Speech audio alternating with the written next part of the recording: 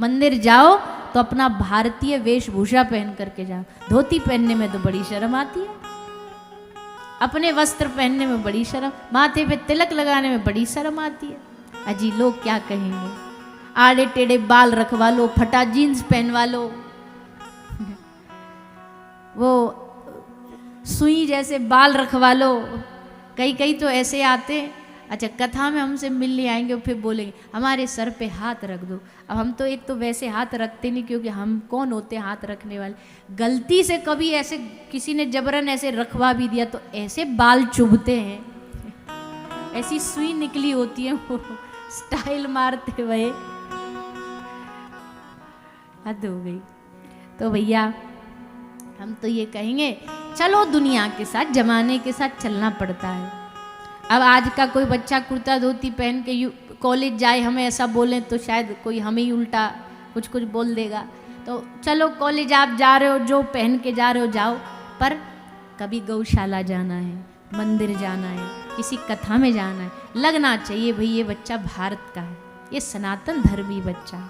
घर में आदत डालो बच्चों को, होली दिवाली जन्मदिन कुछ कुछ तारीख ऐसी हों जब उनको अपना भारत के कपड़े, अपना धोती कुर्ता पहनाओ, माथे पे तिलक तो हमको लगता है रोज लगाना चाहिए, सबको लगाना चाहिए। तो कल जब यहाँ आओ तो माथे पर आवाज आ रही है, हमारी आ रही है, हिंदी समझ आती है? अब ये तो कल पता लगेगा। अब तक तो ऐसे सूने माथे आ रहे हैं, पर अब नहीं। हाँ हो सकता है संकोच, अरे भैया भगवान के नाम में काहे का संकोच? जिसने जीवन दिया है उसके लिए अगर शर्म करोगे तो फिर तो हमको शर्म से डूब मरना चाहिए। भगवान के थे, भगवान के हैं, अगर उनका होना, अगर हमें दिखाना है कि हम भगवान के हैं, माथे पर तिलक लगाना, तो काहे बात की शर्म? शर्म करो दुनिया की बातों में, बुरे कामों में शर्म करे वो जो गंदे काम करते हैं। अच्छे काम करने वाले काहे को शर्म करें?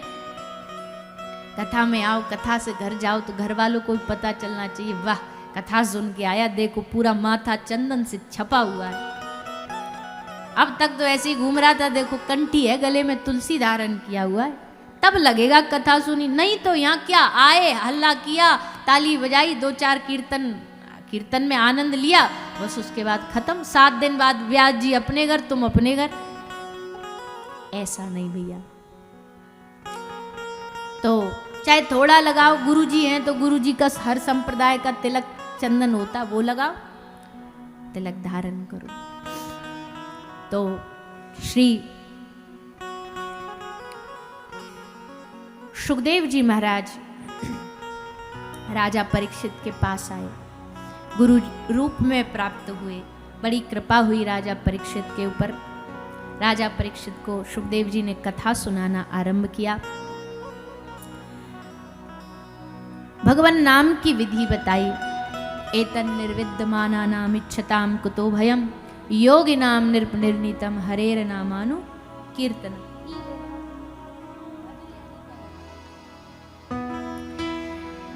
योगी नाम निर्नितम हरेर नामानु कीर्तनम। क्या बताया सुखदेव जी ने? बोले भैया सब साधनों का फल एक ही है।